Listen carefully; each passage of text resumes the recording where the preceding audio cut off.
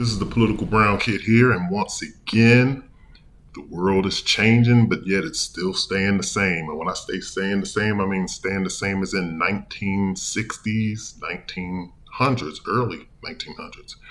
So, as we all know, that once George Floyd was um, taken off this planet, in the manner and fashion that he was, there was so many uprisings, and out of that came out of the riots that took place and black people being up in turmoil, white people always try to appease you.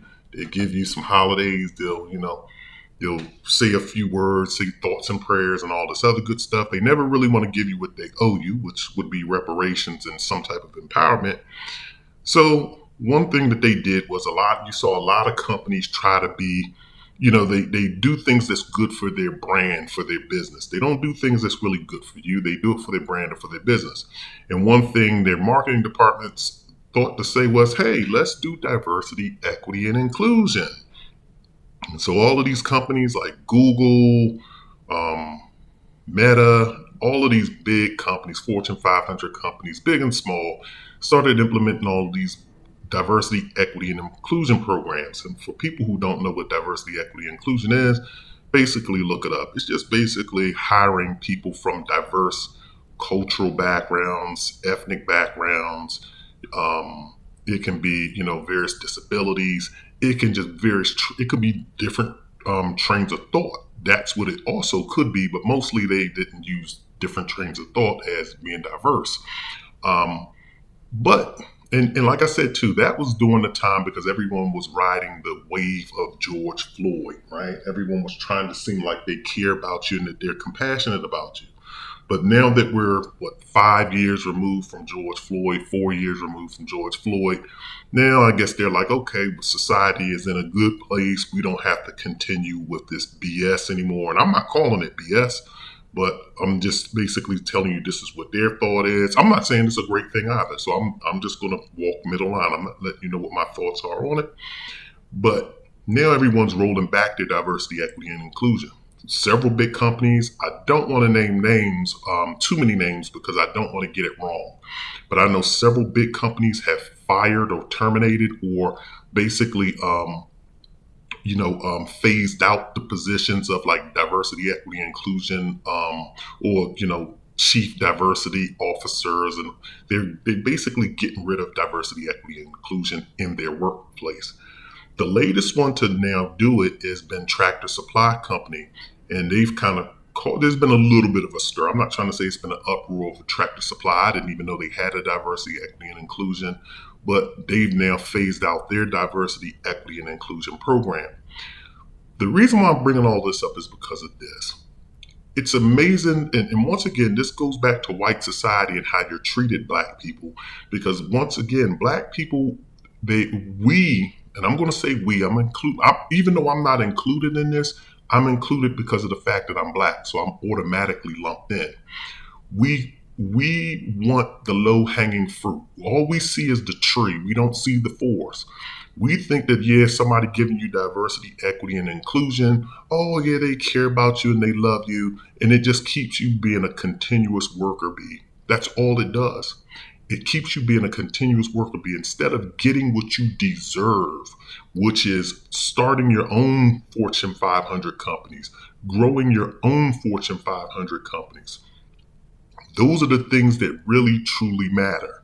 Those are the things that truly matter, as opposed to someone giving you a job and having you work in a job. Because all they're going to do is keep you as a sales rep. All they're going to do is keep you as an analyst. You're not going to rise. You're going to hit that ceiling, and they're not going to let you run the company. They're going to always keep the company majority white run. And the unfortunate part about diversity, equity, and inclusion programs have been when white companies do something, these idiotic black companies do something. So, for example, I've already showed y'all what Oprah Winfrey's hiring practices have been at her own network, the OWN. When I say own, I'm talking about the OWN. But you can say her own network too, so you can use that in you can look at that as two different ways. She has nothing but white executives running her company. So black people always think too that we have to have diversity, equity, and inclusion programs. No, we don't need to have a diversity and equity and inclusion programs. We need to keep our businesses predominantly black, black run, black owned. That's what we need to do. But instead, we try to fall in with society, as you see black people doing with black movies. They see white people having black women being in love with white men and sexualizing and having this jungle love type of, intimacy with white men on camera. So you see black people now like Tyler Perry, Oprah Winfrey, and them writing this stuff into their movies. And it's foolishness. We don't need to do that. We don't need to disrupt our own people. And I've already discussed why, so I'm not covering that here. But let me tell you why diversity, equity, and inclusion has been a falsehood. Number one, like I said, they're only going to make it diverse at the bottom of the pyramid. As soon as the more and more you go up to the top of the pyramid, it's going to always remain representing the culture who founded the company. You think that they're going to just turn over their company to some all black staff or to some all Latino staff or to some all Asian staff and it was white people who founded this company? They're not going to do that. Unlike what black people do, like ignorant Russell Simmons, who turned his company over to Lear Cohen, a Jew, they don't do that in their world. They keep their companies for them, by them. We don't. Also, the reason why diversity, equity, and inclusion is a falsehood is because America, period, doesn't practice diversity, equity, and inclusion. Diversity, equity, and inclusion in America, when you look at the composition of America, America is what, about 60% white, about 10 to 15% black, about 20 something percent Latino. And let's be clear, I keep saying this, being Latino, you are not a race. There's no such thing as a race of Latinos. There's no such thing as a race of Puerto Ricans. There's no such thing as a race of Mexicans. There's no such thing as a race of Colombians. You're not a race. You're either a black Latino or you're a white Latino. You can also be an indigenous American because most Mexicans, like I said before, they really came from, the Mayans and the Incans and those indigenous Americans from that tribe. But that has been so much watered down that you don't see that anymore. There's very few like people that you can look at, like Danny Trejo. You can look at him and tell that he has those remnants of that type of lineage. But when you look at America, getting back on topic, America's going to always ensure that this country is predominantly white. They're going to also make sure that this country is predominantly Christian. They're going to keep it that way. So when you look at the immigration laws in America, when people migrate here from Canada, they come in with no problem. When people migrate here from the United Kingdom, they come here with no problem. They can come here from Switzerland, they can come here from any European continent. As long as they're white, their visas are going to go through. But you see what they're doing, they're blockading and ensuring that the Latinos do not cross that border, and they're trying to make sure that they send them back. And I'm going to be honest with you. I agree with it. I don't agree with it. The reason why the answer is complicated is because of this, is that, to be honest with you, we know that America, at least all the way up to Texas, it used to be a part of Mexico, I do believe, but it was, a Latin run area. And then, the Americans fought and took the country back from them. And we know that this used to be all indigenous American territory taken from them. So it's a complicated answer. But as America as it stands, if all of y'all are fine with America being America, then you have to say, okay, well, a country has to have borders. It has to have laws and rules. And so I'm all for having laws and rules, because I would be the same for Africa. Don't let those white people cross your border. They're not allowed to just willy-nilly come in. Kick them out. That's just my personal opinion. So my thing is, I can't be a hypocrite and say, for Africa for one thing and then for America another. No. But America's going to always ensure that this is a predominantly white country. So don't you think that that's a part of diversity, equity, and inclusion? It is. And when you look at movies and television shows that operate, they're going to always ensure that those movies represent them. Once again, I told y'all when Eddie Murphy did Coming to America, he was forced to put Louis Anderson into that movie, and he gave him a small role, but the companies forced him to put it in. When you look at diversity, equity, and inclusion in movies, how does diversity work? When you watch these big blockbuster movies, it's always predominantly white, and I've already proven that with the sci-fi movies. They always have a predominantly white cast, and in order to make it seem like they're not totally Xing out black people or Asian people, they'll throw in one black person into the movie that has a role. And it may be a relatively significant role, but they're never going to be the lead character, and you're never going to see two black people being in love, a black man and a black woman, starring in any Star Wars trilogy or any space trilogy or any big budget movie. They're not going to do, if that movie has a budget of $50 million or more, and $50 million, by the way, is small in Hollywood terms.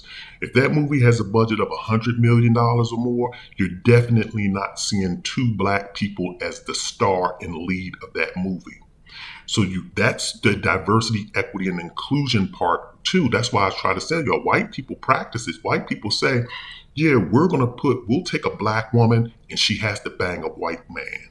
She has to bang a white man. And then we'll have the black guy, we'll make him the homosexual character in the movie, or he'll be the comic relief in the movie. He's the asexual character. This is all diversity, equity, and inclusion because, once again, as I told y'all, when you write a script in Hollywood, that is premeditated. You have to sit down and think about what this character is going to do and what they're going to be doing, and you even probably write what that character looks like. And then when it comes to casting, it's the same thing. Even if it's not defined what that character is going to look like and what that character is going to do, you automatically the person who's casting for positions are going to say, I'm putting this person in this role, this person in that role. So the person doing the casting or the director or somebody's basically saying, well, we got a white man in the lead role. We need a black woman. They never tell you we're going to make the lead man a black man and he's going to be banging a white woman, because then that's just going to kind of uphold it's going to kind of influence society and particularly white women to start fantasizing about black men. And so what they're trying to do is make black women fetishize and fantasize about white men, which they've successfully done. If you look on the internet, that's all you see is black women fetishizing and fantasizing about being with white men. Hollywood has successfully convinced y'all and have changed y'all's mindset. When you watch that movie, The Little Mermaid, which I've never seen and I never will, when they put Halle Bailey, whatever her name is, in that lead role, they didn't give her a black love interest. They gave her a white love interest. When they put Brandy in the movie The Princess and the Frog, they didn't give her a black love interest. They gave her a white one. They basically said, we don't want to see too many of y'all Negroes on the screen. So they practice selective diversity, equity, and inclusion when it comes to what they want you to see. All of these companies hire black people and will put a black person in a role. Why do you think they promote that? Why do you think that there's a publication that comes out that says, black man now leading the Department of State? Because they want y'all to know that, hey, we're all for the black man. Joe Biden is the biggest manipulator of diversity, equity, and inclusion. He basically got on stage and told y'all, if I get nominated, I'm putting a black woman as my VP. He didn't even consider a black man. He didn't consider an Asian man. He didn't consider an Asian woman. He didn't consider a Latino man. He didn't consider a Latino woman. He didn't consider a crippled man. He just basically said, I'm going to put a black woman in there.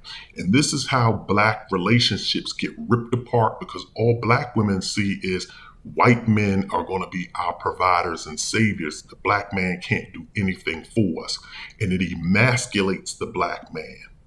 And people continually fall for this. So diversity, equity, and inclusion, to be honest with you, I'm glad that it's going away. And so I know I told you I wasn't going to stand my position, but what we need to do is start forcing the hand to say, hey, look, well, we don't need to do diversity, equity, and inclusion. That's cool. But if y'all give us what we give us, and if we get our people to start cooperating, and when I mean our people, what I mean is when you have people like Oprah Winfrey who has a business, when you have people that like even Don Peoples who owns, he's in real estate.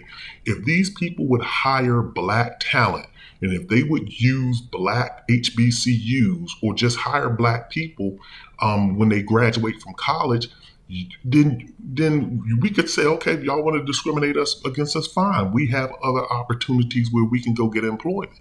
We can go here, here, here, here, and here because these people are looking to actively hire us and they're going to promote us. And what better to work in a space where other people look like you and you can feel a little more free. That's what being a part of a good society is. And it doesn't matter if it's diverse or not. That's been the biggest issue with integration. Integration really did not help you all. Integration is forcing people who really kind of move differently and operate differently to get along. When you attend an all boys school or an all girls school, it's kind of a little bit more relaxing because you don't have to worry about certain elements. When you're attending an all boy or all girl school, certain elements are taken away. There are certain drawbacks to it too, because of course you want to interact with boys and girls and people of the opposite sex, but you've also are able to move comfortably in a particular space, be safe in a particular space, and you don't have to worry about you not being represented.